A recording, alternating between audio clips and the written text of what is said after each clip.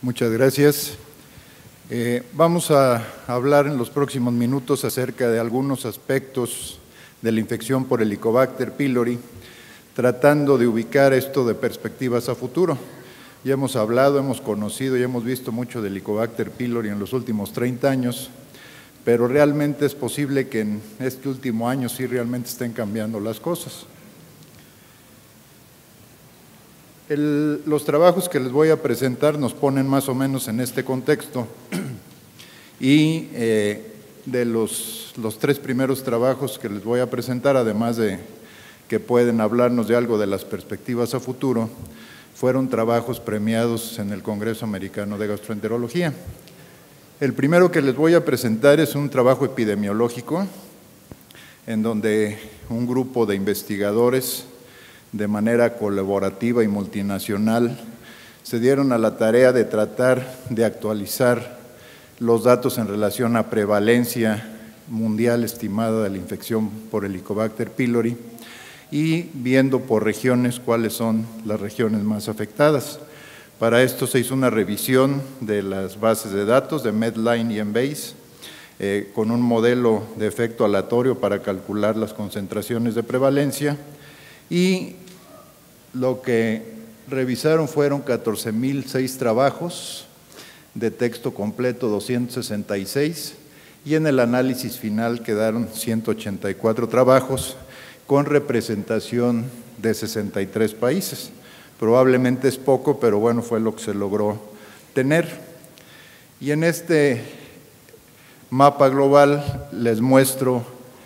por regiones cuáles fueron las prevalencias medias. Esto no es la prevalencia de un solo país o de una sola área geográfica, sino es por regiones en el concentrado de prevalencia, cuál es la media calculada de prevalencias para las diferentes regiones. Como ustedes pueden ver, y como ya realmente sabíamos en estudios previos de prevalencia, pues los países más desarrollados como Australia, Oceanía, algunas partes de Europa, son los que tienen prevalencias habitualmente menores del 50%, mientras que en áreas donde hay condiciones más precarias, las prevalencias van desde el 65 al 80%. Cuando hacen el análisis, cuando encontraron trabajos de países específicos de prevalencia de la infección, los dos que menor prevalencia tuvieron fueron Suiza con 18.9%, Dinamarca con 22.1%, y por el otro lado, los dos que tuvieron prevalencias más altas fueron Nigeria con 87%, Portugal con 86%, y de acuerdo al trabajo de los estimados de prevalencia, se considera que en la actualidad, o por lo menos hasta el 2015, se consideraba que 4.4 billones de individuos en este mundo estamos infectados por Helicobacter pylori, lo cual, bueno, pues viene a demostrar que más de la población mundial tiene Helicobacter pylori. El segundo trabajo es un trabajo que me pareció muy interesante, en donde Juan Carlos Sierra, que trabaja fundamentalmente en cáncer gástrico y lo que es carcinogénesis, en una área de alta prevalencia de cáncer gástrico asociado a Helicobacter pylori, se dieron a la tarea y han estado estudiando lo que es el receptor del factor de crecimiento epidérmico, que se ha demostrado que tiene una transactivación temprana en la infección por Helicobacter pylori y que se considera que tiene que ver tanto con el grado de inflamación, con el daño al DNA de la célula y con la posibilidad de desarrollar cáncer gástrico. Por lo tanto, ellos consideran que como esta transactivación es temprana, probablemente cuando en etapas tardías se erradique el Helicobacter pylori, no necesariamente estamos previniendo en todos los pacientes la posibilidad de progresión. Ellos estudiaron un grupo de pacientes colombianos que habían sido previamente erradicados, los erradicaron, los siguieron durante 6 años y tanto en biopsias por inmunohistoquímica para evaluar la expresión del receptor del factor de crecimiento epidérmico y para evaluar la extensión y grado de gastritis, les repitieron a los 6 años los estudios y de manera concomitante empezaron a estudiar ratones transgénicos a los que les dieron este inhibidor selectivo de la activación del receptor del factor de crecimiento epidérmico y les estudiaron la expresión de citocinas en el estómago, el grado de inflamación y el daño a la célula epitelial. ¿Qué encontraron en este trabajo? Bueno, primero que cuando se les repite a los pacientes que ya habían sido erradicados un estudio endoscópico a los 6 años, habiendo corroborado previamente que estén negativos o corroborando en las biopsias que estén negativos para la infección, se encontró que no hubo en las tinciones de inmunistoquímica mucha mejoría o incluso incremento moderado en la expresión del factor o del receptor del factor de crecimiento epidérmico en los pacientes erradicados 6 años después. O sea que aunque el paciente era Helicobacter pylori negativo, la expresión del receptor del factor de crecimiento epidérmico persistía y en muchos casos persistía también la inflamación gástrica, aunque ya no tuvieran Helicobacter. Y en los ratones a los que alimentaron con el gefitinib, que es el inhibidor selectivo de este receptor, comparado con controles, encontraron que hubo una disminución significativa en la expresión de citocinas proinflamatorias, una disminución en la densidad de polimorfonucleares en las células de la mucosa y disminución en lo que es el daño al DNA inducido por Helicobacter pylori. Por lo tanto, ellos pues, pueden considerar o consideran en sus conclusiones que la erradicación no necesariamente reduce los niveles del factor carcinógeno en estudio, sugiriendo la necesidad probablemente de algún tratamiento adyuvante a futuro,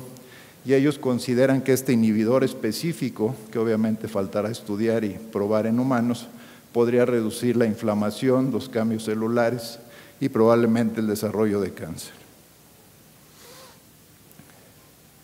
Este otro trabajo que también pues empieza a abrir otras posibilidades desde el punto de vista del diagnóstico de la infección, estudiaron algunas cosas en relación con la utilidad del jugo gástrico para algunos aspectos de la infección por Helicobacter pylori, como la detección de la ureasa y del CAG-A por medio de DNA y del PCR para hacer diagnóstico de la infección, las mutaciones en algunos sitios específicos para resistencias a claritromicina, a levofloxacina, y también en el jugo gástrico estudiaron los polimorfismos genéticos del citocromo P1219 y de la interleucina 1 beta. Esto lo compararon con resultados de biopsias de pruebas de ureasa rápida, histología de cultivo, pruebas de aliento y también la determinación en sangre de los polimorfismos genéticos.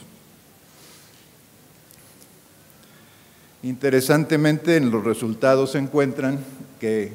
la sensibilidad, especificidad y los valores predictivos de la utilización del jugo gástrico para hacer el diagnóstico de la infección pues es bastante bueno,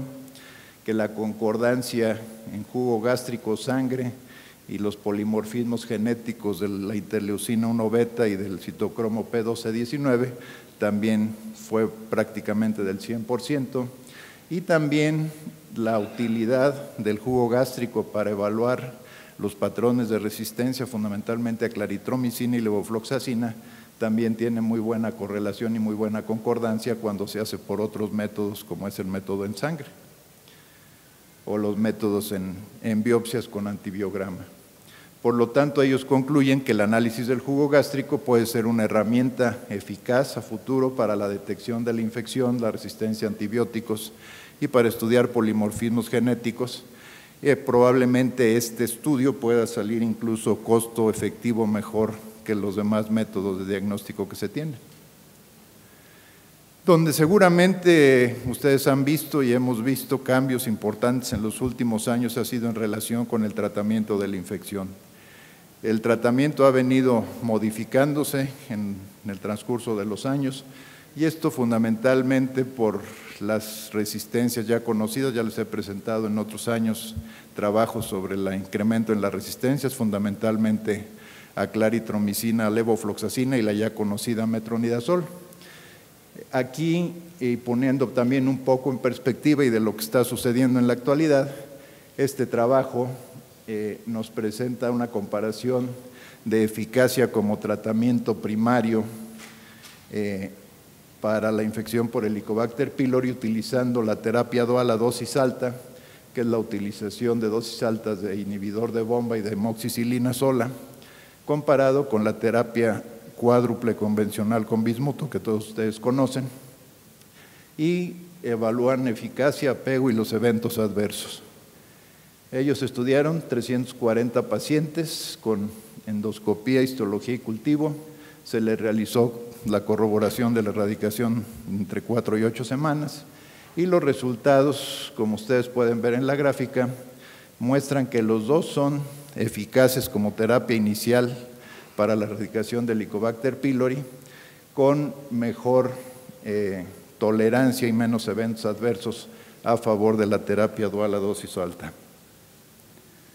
Este otro trabajo, ya utilizando algo que sabemos que es indispensable para la eficacia de los tratamientos de erradicación en Helicobacter pylori, es la inhibición de la secreción ácida. Se considera que si se logra tener un pH intragástrico arriba de 6 de manera constante durante el tratamiento, esto va a favorecer un mejor efecto de los antibióticos y del tratamiento de erradicación en general. Los japoneses, que son los que tienen este producto, que es el nuevo inhibidor de secreción ácida, que es un bloqueador competitivo con potasio, ya les presenté el año pasado los trabajos de potencia y de eficacia, en donde aparentemente tiene mayor potencia y eficacia para el control de la acidez que los inhibidores de bomba de protones. Desafortunadamente nada más los japoneses lo tienen desde hace 3 años y son los únicos que están haciendo trabajos, ya incluso con buen número de pacientes para erradicación del Helicobacter pylori. Y aquí lo interesante probablemente sea que hay trabajos en donde se reporta el efecto del vonoprazan con claritromicina en terapia triple y el metronidazol en terapia triple como tratamiento de segunda línea, en donde pueden ver que los índices de erradicación son bastante aceptables. O sea, consideramos que ya no debemos utilizar la terapia triple con claritromicina por los altos índices de resistencia. Sin embargo, ellos utilizando por 7 días, que es lo que tienen ellos autorizado, con el vonoprazan encuentran estos índices de erradicación. Este otro también, donde se comparan las terapias triples con esomeprazol, rabeprazol y la terapia con vonoprazan de primera línea y el rescate con vonoprazan como terapia de segunda línea, también pueden ver cómo el vonoprazan o las terapias con vonoprazan resultaron más eficaces para la erradicación del Helicobacter pylori, tanto de primera como de segunda línea. Y este último trabajo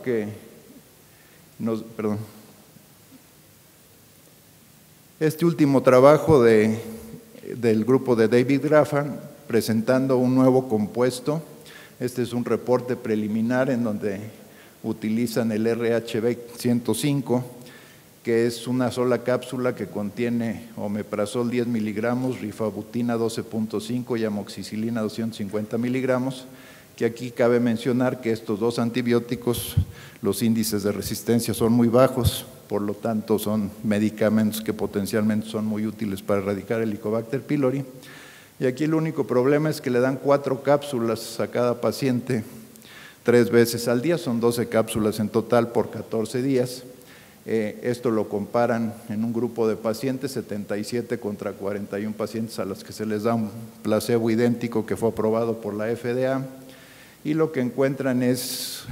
niveles de erradicación cercanos al 90% con la capsulita nueva, que le llaman la cápsula todo en uno, el placebo obviamente con índices muy bajos, y los pacientes que fallaron al placebo fueron enviados a terapia triple convencional, encontrando niveles de erradicación por abajo del 70%. Ellos consideran que, dentro de sus conclusiones, que la cápsula no tiene muchos efectos secundarios, los que más tuvieron y fueron controlables fueron la diarrea y la cefalea, y que esta cápsula puede, a futuro, una vez que se termine el estudio fase 3, valorar qué tan efectivo puede ser como terapia primaria de erradicación para el Helicobacter pylori. Finalmente, nada más comentarles, creo que esto es algo de lo que ya nos pone en perspectiva hacia el futuro, es que en la actualidad o en este año prácticamente salieron publicadas lo que podríamos considerar como las guías americanas, las guías europeas y un trabajo de colaboración americano-canadiense. Aquí están las referencias que vale la pena revisar. Y en estos trabajos, conjuntamente con lo que en próximos meses seguramente ustedes ya podrán leer de lo que fue el trabajo del consenso de este año del Helicobacter pylori en México, pues vienen ya cambios sustanciales a la manera o a la forma de manejar la infección por Helicobacter pylori. Sería imposible que yo les diera la reseña de todos los enunciados de estos guías o de estos consensos, pero les puedo resumir algunas de las cosas que me parece son importantes ya considerar en la actualidad para tratar Helicobacter pylori. La primera es que tenemos o estamos obligados a conocer la resistencia o los patrones de resistencia antimicrobiana que tenemos en la localidad, en la región, en el país donde trabajemos, porque esto puede ser la guía para elegir adecuadamente un tratamiento. Es muy importante en todos los pacientes a los que se les va a radicar hacer una investigación a fondo sobre exposiciones previas a macrólidos y fluorquinolonas, principalmente claritromicina y levofloxacina, porque está demostrado que una o más exposiciones previas incrementan sustancialmente el riesgo de resistencia y la posibilidad de tener fallas a tratamiento. En la actualidad ya no hay duda y todos los consensos hablan que el tratamiento tiene que ser por 14 días. Ya las modas aquellas de tratamientos secuenciales, de tratamientos por 7 días, de tratamientos por 10 días, prácticamente ha quedado desechado y todas las guías actuales dicen que tienen que ser 14 días de tratamiento. No usar terapias triples con claritromicina o metronidazol si tenemos resistencias conocidas mayores del 15%. ¿Por qué? Porque se supone que para el control de la infección tenemos como objetivo primario un 90% de éxito en tratamiento. Si ya sabemos que no vamos a lograr ni un 70%, no tiene caso estar tratando. En la actualidad se considera que la terapia ideal, el traje a la medida, sería la terapia guiada. Si yo tengo acceso a cultivo y antibiograma, pues entonces le hago al paciente un diagnóstico preciso, le hago al paciente el tratamiento con los medicamentos a los que seguramente va a responder. Desafortunadamente, pues esto es poco accesible por los costos y por lo difícil que llegan a ser estos métodos. Y si considerando esto, pues la terapia empírica, ¿cuál sería? Bueno, pues en la actualidad prácticamente todas las guías coinciden que las terapias cuádruples, principalmente la terapia cuádruple con bismuto, sería la mejor opción como tratamiento inicial. La que utilizamos muchos años como rescate ahora pasa a primer lugar, aunque también en algunos sitios consideran que echarle montón al paciente con muchos medicamentos, como la terapia híbrida o la concomitante, puede ser una alternativa, y el tratamiento de la infección persistente, obviamente no repetir antibióticos. ¿Qué podemos concluir de este trabajo? Bueno, pues que hay datos epidemiológicos que corroboran la alta prevalencia, principalmente en algunas regiones, y que obligan a poner más atención y reforzar programas para el control de la infección en los sitios más vulnerables, que la transactivación temprana del receptor del factor de crecimiento epidérmico para estar implicado en la carcinogénesis y que probablemente esto pudiera ser un objetivo terapéutico a futuro. Se propone el aspirado de jugo gástrico como alternativa viable para el diagnóstico de la infección, que el incremento en la potencia antisecretora, a lo mejor con nuevos fármacos antiácidos, pueda mejorar los índices de erradicación en un futuro, que en estudio están nuevas propuestas de tratamiento con resultados aceptables, como la terapia dual a dosis alta y probablemente nuevos esquemas con rifabutina, y que los consensos y guías actuales de manejo de la infección a nivel global han modificado en la actualidad ya las recomendaciones de terapia primaria y de terapia a la infección persistente en Helicobacter pylori. Muchas gracias.